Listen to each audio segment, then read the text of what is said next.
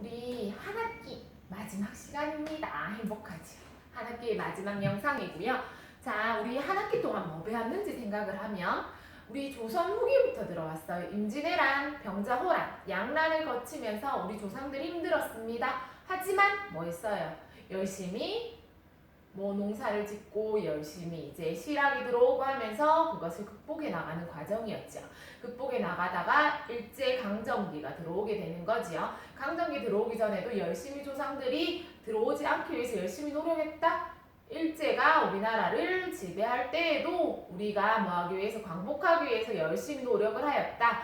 광복을 해서도 뭐 했습니까? 우리나라를 만들어서 열심히 노력을 했다. 전체적으로 우리 조상들의 노력에 대해서 많이 봤습니다.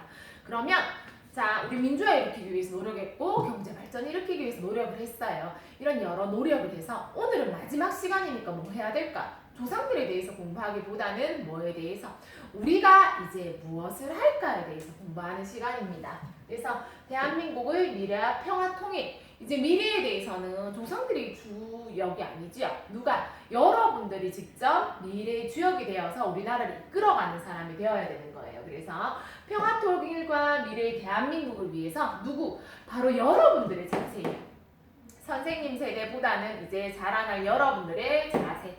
어떤 자세를 가져야 하나, 이런 식으로 오늘 공부를 할 거고요. 자, 첫 번째 우리 중요한 과제가 있죠. 평화통일. 우리 6.25 전쟁 이후에 뭐 한 상황이에요? 휴전 상황이죠. 예를 들면 잠시 한 가족인데 잠시 떨어져 지내는 상황이라고 생각하면 돼요. 떨어져 지내는데 떨어져 지내면 잘 떨어져 지냈네 하면서 이혼을 하면 되는 거예요. 아니지요. 웬만하면 다시 결합하려고 노력하는 것처럼 우리도 뭐 하기 위해서 평화통일을 위한 노력을 열심히 해야 되는 거겠죠.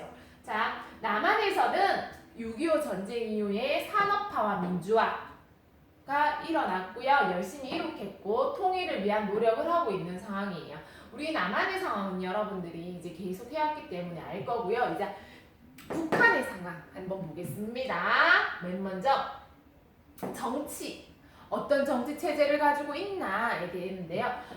정치 뭐예요? 사회주의 국가, 사회주의 국가지요. 그 다음에 1인 독재 체제. 메인 위에 제일 위에 한 명 있죠. 거기 따라서 그 밑에가 되는 거를 1인 독재 체제라고 들어가는 거죠. 그 다음 경제 부분. 경제 부분에는요 뭐냐면 계획 경제 체제. 뭐냐면 국가가 경제를 계획을 수립해서 국가에서 컨트롤하는 거를 계획 경제. 국가가 계획하는 경제 체제예요. 자, 그다음 사회주의 경제 체제. 정치랑 비슷하지? 맞아요. 사회주의 경제 체제. 뭐가 없는 곳? 사유 재산이 없어요. 그렇죠? 나의 개인 재산이 없고 무조건 공동의 것 이런 식으로 하는 게 사유재산이 없는 사회주의 경제체제예요. 문제가 뭐예요? 그렇게 되면 열심히 한다 안 한다? 안 한다죠. 독재가 되면 뭐예요? 누구만 중요해요? 그 한 명만 중요하고 나머지 국민들은 중요하지 않는 문제가 생기죠. 이런 여러 문제로 인해서 지금 사회주의 국가들의 붕괴가 일어납니다. 점점 이제 그 사회주의 체제를 유지하는 것이 아니고 뭐해요? 자본주의가 이 부분은 괜찮네 해서 들고 들어오는 거예요. 특히 동유럽의 국가와 소련 이런 국가들이 사회주의만 해서는 살아남기 힘들다, 국가가 유지되기 힘들다 해서 자본주의, 자유주의 이런 것들을 다 끌어오기 시작하는 거죠. 그런 경제체제이고 그 다음 경제 사정이 악화됩니다. 점점 나빠진다는 얘기겠죠. 잘하는 사람과 못하는 사람 똑같이 줘버리면 뭐예요? 열심히 덜 하겠죠. 그런 식으로 돼서 이제 붕괴가 일어나고 악화가 일어나고요. 또 어려움. 뭐가 어려울까? 이 에너지 약자거든요. 자, 어떤 어려움이냐? 에너지 그리고 뭐가 부족하다? 물자가 부족하다라는 것. 그럼 물자 부족도 어떤 위기?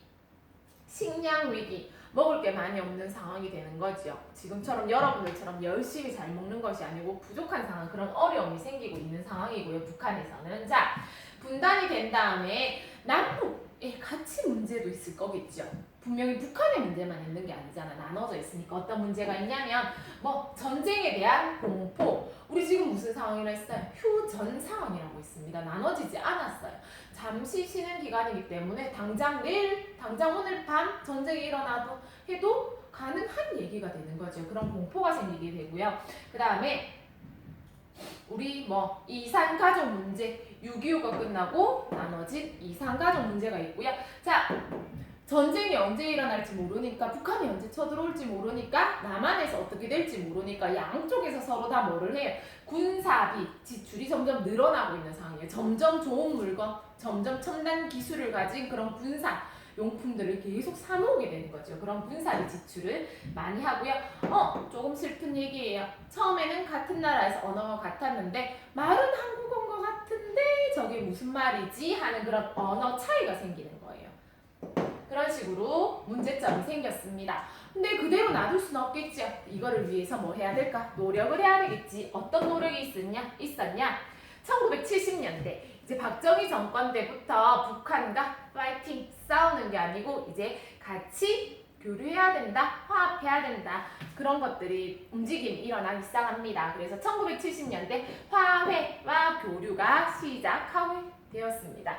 다음 1991년 뭐 했냐면 남북 기본 합의서 채택이에요. 자, 남과 북이 통일을 위해서 어떻게 해야 되겠다, 이런 합의서 기본적인 내용을 채택을 한 상황이 91년도에 생겼습니다. 그 다음 2007년 김대중과 노무현 대통령의 남북 정상회담이 일어났습니다. 같이 모여서 이제 뭐에 대해서 얘기하냐면 통일 문제, 그 다음에 경제 협력, 그 다음 이산가족 상봉 문제에 대해서 서로 이제 토의하는 그런 시간을 가졌어. 이런 노력이 있었다라는 거고요. 그럼 지금은 어떤 상황인가? 중요하죠, 그렇죠? 어떤 상황이냐면 다양한 분야에서 교류가 일어나고 있습니다. 뭐 어떤 것들이 있을까? 학문, 스포츠, 그 다음에 예술, 뭐였지? 관광. 미안해요. 금강산 관광을 간다든지 여러 가지 관광을 가죠.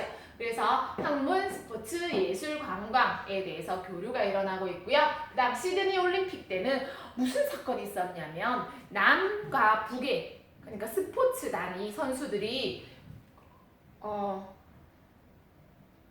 동시에 입장합니다. 그래서 시드니 올림픽에 동시 입장하는 그런 상황까지 가능했는 상황이 되었고요. 정말 잘 됐지요. 근데 문제점, 아직 덜 됐는 것들, 아쉬운 것들, 아니면 갈등, 이런 것들이 뭐가 있냐면 북한에서 핵 개발을 하고 있죠.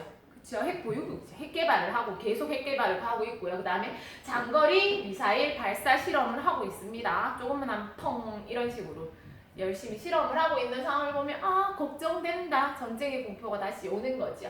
이런 것도 있고요. 그 다음에 연평도 포격 사건도 있었습니다. 또한 교과서에서는 이게 개성공단이거든요. 개성공단이 이제 같이 개성공단에서 공단을 만들어서 우리나라 기업에서 투자를 하고 북한에 있는 노동자를 같이 써서 공단을 만들었습니다. 그래서 개성공단이 2000년 김대중 정부 때 만들었는데 언제냐면 2016년 2월 10일 날 박근혜 정부 때 이제 개성공단 폐쇄가 완전히 나는 거죠. 먼저 북한에서 스탑을 했고 그러면 남한에서도 한다, 이런 식으로 폐쇄 사건이 일어납니다.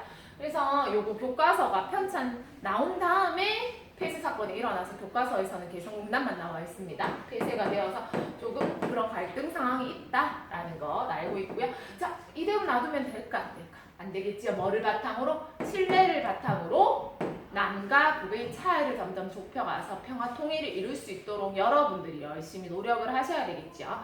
그런 식으로 해서 남북에 대해서 했습니다.